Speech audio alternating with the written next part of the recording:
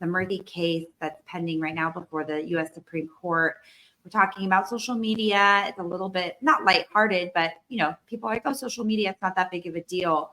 But the ramifications of what the government, it's not just taking down some posts. It's what you said. I mean, the censorship and the removal or the complete erasure of information from the public square, from the marketplace of ideas, resulted in tens of millions of people's deaths. So it's a very, very big deal. And I think that what you're describing are almost like collateral damage to the ultimate goal, which is what you wrote about, the rise of the biomedical security state. I mean, that's ultimately what they want to do. They don't want you to be able to have discernment, to be able to discern, to make decisions independently, and then to basically, you don't even know that you're being compelled or forced to make decisions that are going to usher you and your children and your families into this state, like we saw the Green Pass in Israel, like we saw in New Zealand, like we saw in places in Europe, that you will be, if we had allowed those digital vaccine passports, those verification programs to roll out in California and the country, that's where we would be right now. And it was all because of what you're just describing and what you've been fighting this whole time. So I think this is a very, very important case. Do you feel that when you go out and you're speaking, do you feel that people know about this case? And when do you, or that's how I want to talk about it. Yeah, people who watch the courts carefully have at least heard of the case. They're aware that there's a few important social media cases or big tech cases before the court this season. A lot of folks now have heard of Murthy. I mean, it was front page news when we were at the Supreme Court. It was front page news in all the major papers when we got the injunction from the circuit court. So, people who are paying some attention to the court are aware of the case. But I think what most people are not aware of is the nature and scope of the censorship. It's not just a few government officials picking up the phone and screaming at a Facebook executive, although that happened, right? Throwing a tirade, dropping F-bombs, berating them, saying the president is very unhappy with you. I wrote a piece called The White House COVID Censorship Machine with one of our lawyers that describes Rob Flaherty, the director of digital communications at the White House, doing this.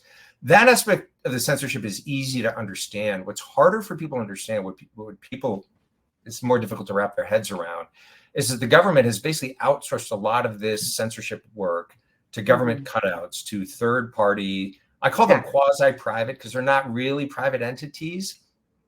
They're some people have called them GONGOs, government organized NGOs, places like the Stanford Internet Observatory, the University of Washington has a censorship, and they don't call it censorship. They always refer to disinformation. Graphica, the Atlantic Council. Yeah, it's always about safety. Information Safety Committee. Yeah, exactly.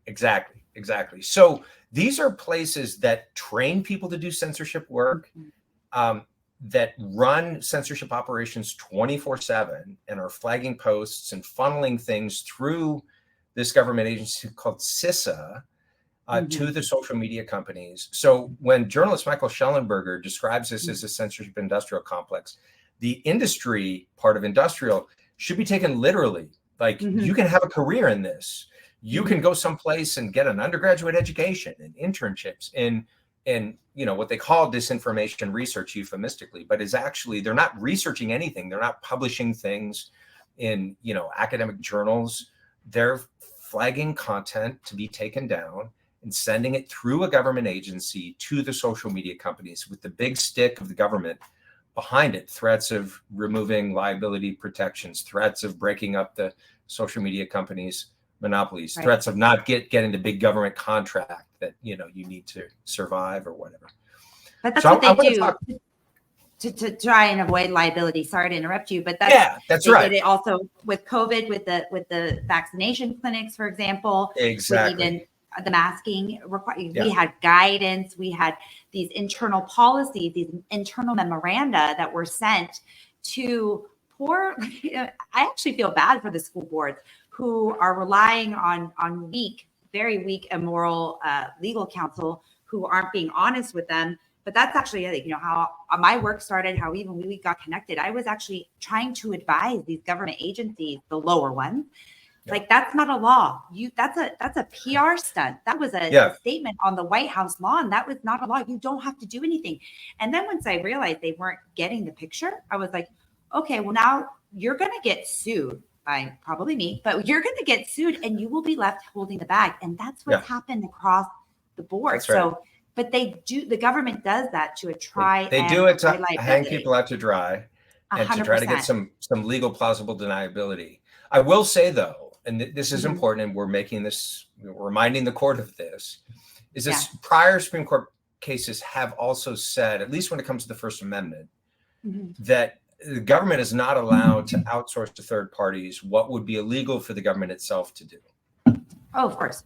Of course. And, you know, if I hire a hitman to kill you, well, he's obviously going to be liable, you know, responsible criminally for murder, but I'm not absolved of responsibility simply because I'm not the one who personally pulled the trigger. So it's the same principle that applies there. But yes, now they're working to outsource it to machine learning and AI, which will give them even more sort of ability not to have their fingerprints on it. So before you move on, I know you wanted to talk about something else, but you know, you mentioned, you and I know I'll have the strikes against me, the post taken down, be deplatformed, to be in Instagram jail.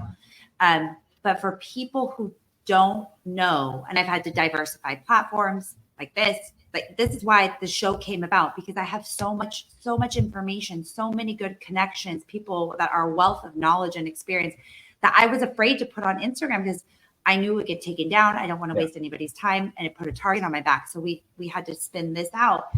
But for people who don't know that maybe half of their, original, explore button search results are being flushed down the toilet.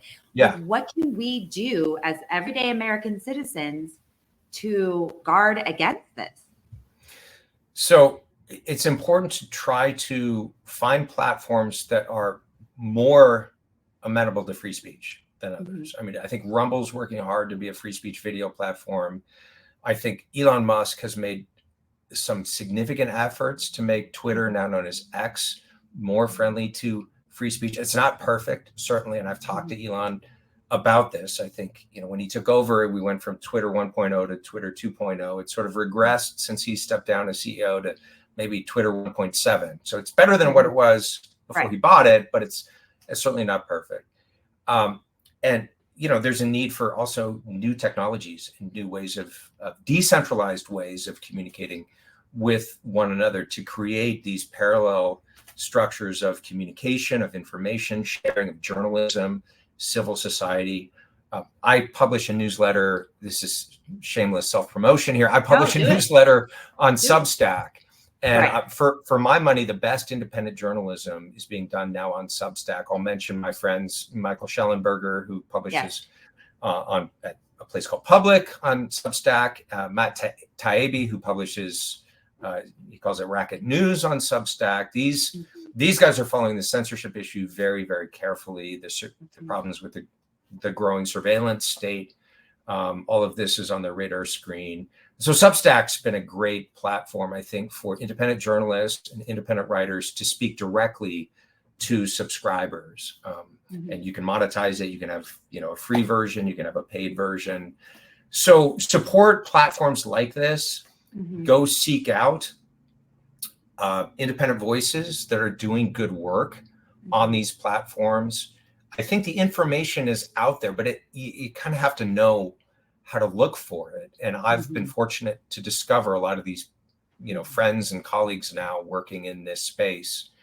I have an affiliation with the Brownstone Institute, and I would say, any of the writers that have published at the Brownstone Institute have interesting things to say about these issues. So that's a good website where you can go there directly, sign up. They didn't pay me to say that, directly sign up for their email list. And then obviously seeking out podcasts and conversations like yours. I mean, for my money, the most interesting conversations are happening on long form podcasts, Mhm. not on the evening news, where you get a 10, 15, 20-second soundbite to try to unpack a complex and important issue